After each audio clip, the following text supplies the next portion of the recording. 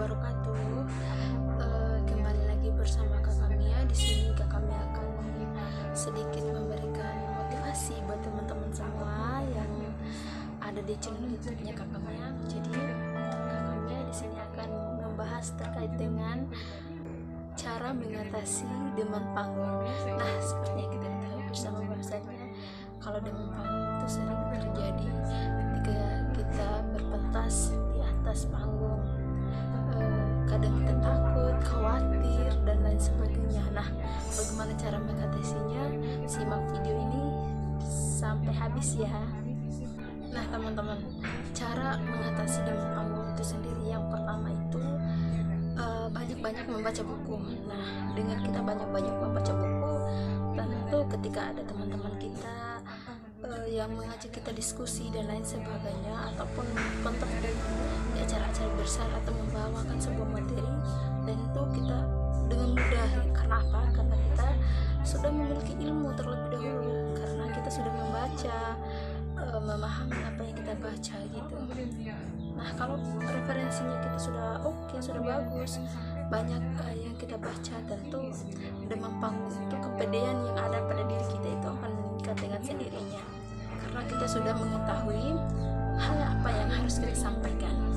Karena kebanyakan itu membuat kita demam panggung itu sendiri, karena kita tidak menguasai apa yang harus kita sampaikan gitu. Kalau kita sudah menguasai apa yang kita sampaikan, tentu demam panggung itu dijamin tidak akan ada gitu ya, teman-teman. Nah, yang kedua teman-teman, cara mengatasi demam panggung itu sendiri bisa kita lakukan meditasi atau melatih daya konsentrasi kita. Nah, ketika kita sudah konsentrasi, tentu apa yang kita akan sampaikan itu akan tersampaikan gitu. Tidak ada lagi rasa grogi dan lain sebagainya, karena kita sudah rileks. Kalau kita sudah rileks, pastinya bicara kita itu sudah cepat-cepat saja, sudah fine gitu, tidak ada yang membuat ada beban di pikiran kita gitu. Nah, yang ketiga adalah berpenampilan yang bagus atau yang rapi ya, berpenampilan yang menarik lah ya. Dalam berpenampilan kita juga harus diperhatikan ya.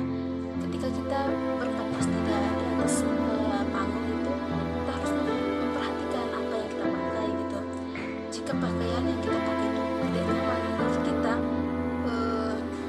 atau bisa membuat kita tidak nyaman gitu, bisa kita pakaikan dengan pakaian yang menurut kita nyaman. Jadi itu sangat perlu ya dalam pementasan, karena dengan berpakaian rapi kita akan rileks di atas panggung, tidak ada pikiran yang lain, tidak ada keraguan gitu. Pakaian saya nggak cocok atau nggak etis gitu. Jadi pakaian itu harus dipersiapkan dengan baik agar tidak terjadi demam panggung atau pikiran membuat kita berpikir. Nah, yang keempat adalah berpikir positif.